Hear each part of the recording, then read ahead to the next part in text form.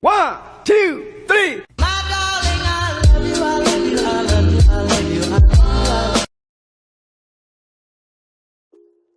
Bismillahirrahmanirrahim, ketemu lagi dengan Miss Sari. Kita masuk ke materi baru, yaitu bangun ruang sisi lengkung. Di pertemuan pertama ini Miss akan membahas bangun ruang yang pertama, yaitu tabung. Kita akan bahas terkait unsur, luas, serta volumenya. Siap baik ya. Pertama, tabung itu adalah bangun ruang 3 dimensi yang mempunyai tutup dan alas yang berbentuk lingkaran. Ya, jadi alas dan tutupnya bentuknya lingkaran dan memiliki ukuran yang sama. Ya, jadi alas dan tutupnya itu ukurannya sama serta diselimuti oleh persegi panjang. Nah, kalau kita lihat ya gambar tabung seperti ini. Jadi tutup bentuk lingkaran, alasnya juga lingkaran, selimutnya bentuknya persegi panjang. Sisi tabung memiliki 3 sisi yang berbeda, yaitu sisi atas tutup, lalu sisi bawah alas, dan sisi lengkung. Nah, sisi lengkungnya ini nanti disebut selimut tabung. Lalu ada tinggi. Nah, tinggi ini jarak antara alas dan tutup pada tabung. Nah, biasa disebut T. Nah, ini T-nya ya. Kemudian jari-jari. Nah, jari-jari ini biasanya dilambangkan dengan R kecil. Sedangkan kalau diameter itu 2 kalinya jari-jari, dinotasikan dengan D. Nah, ini adalah unsur-unsurnya. Kemudian luas. Nah, luas itu bisa kita cari dengan menjumlahkan seluruh luas bangun penyusunnya. Ya, jadi karena kita tadi tahu ya luas tabung itu terdiri dari 3 sisi, maka luas tabung kita dapat dari penjumlahan 3 sisi tersebut. Nah, kalau luas alas dan luas tutup bentuknya itu lingkaran, maka luasnya PR kuadrat ya. Kemudian luas selimut, karena selimutnya bentuk persegi panjang, nanti luas persegi panjang. Nah, panjangnya persegi panjang ini yang ini. Nah, ini itu adalah keliling keliling dari alasnya. Keliling alas, ingat lingkaran, rumusnya 2PR. Sedangkan lebarnya itu adalah tinggi dari tabungnya. Gitu. Nah, digabungkanlah, berarti luas selimut itu adalah 2PR dikali T. Berarti luas sisinya kan tinggal kita tambahkan nih. Alas 2PR kuadrat. Lalu selimut 2PRT dan terakhir tutupnya PR kuadrat. Nah, PR kuadratnya ada 2 ya, bisa kita faktorkan 2PR dikali R tambah T ya.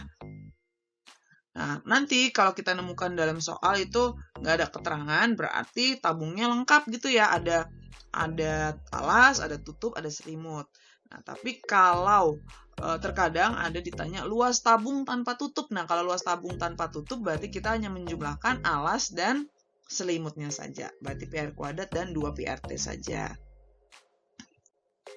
Nah, ini contoh soalnya. Untuk luas tabung, berapakah luas pelat yang dibutuhkan jika akan dibuat sebuah drum tanpa penutup dengan tinggi 1,5 meter dan diameter 1,4 meter?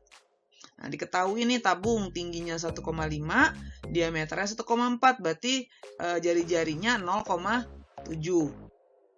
Luas tabung tanpa tutup berarti hanya penjumlahan luas alas dan luas selimut. Maka PR kuadrat ditambah 2PRT. Atau kita faktorkan, PR-nya boleh dikeluarkan. Yang satu sisa R, yang satunya lagi 2T. Nah, tinggal kita masukkan angkanya. Pi-nya kita pakai 22/7. R-nya 7/10 ya, 0,7 ini kita jadikan 7/10. Lalu tingginya 1,5 itu 15/10. Kalau dalam bentuk perkalian lebih enak pakai pecahan gitu ya. Nah, ini 7-nya boleh kita coret, sisa 22/10. Yang ini 2 kali 15 itu 30, 30 kali 7, 30 tambah 7, 37. Nah, 22 dikali 37 itu 814. 814 dibagi 100 adalah 8,14 meter persegi. Nah, ini luas. Kemudian volume. Nah, kita tahu bahwa tabung itu sebenarnya adalah prisma yang alasnya berbentuk lingkaran. Berarti volumenya juga sama kayak volume prisma, yaitu perkalian dari luas alas dikali tingginya. Ya. Nah, dari sini maka volumenya kita dapat luas alas kali tinggi. Luas alas karena bentuk lingkaran, maka pi R kuadrat kali tinggi. Atau mau pakai diameter, berarti 1/4 pi D kuadrat kali T. Berikut contoh soalnya nih. Sebuah tempat penampungan air berbentuk tabung dengan tingginya 2, diameternya 7. Alasnya bocor, sehingga air keluar dengan kecepatan rata-rata 5 liter per menit. Jika air dalam tempat penampungan tersebut penuh air, akan habis dalam waktu berapa menit? Nah, berarti kita harus tahu dulu isinya.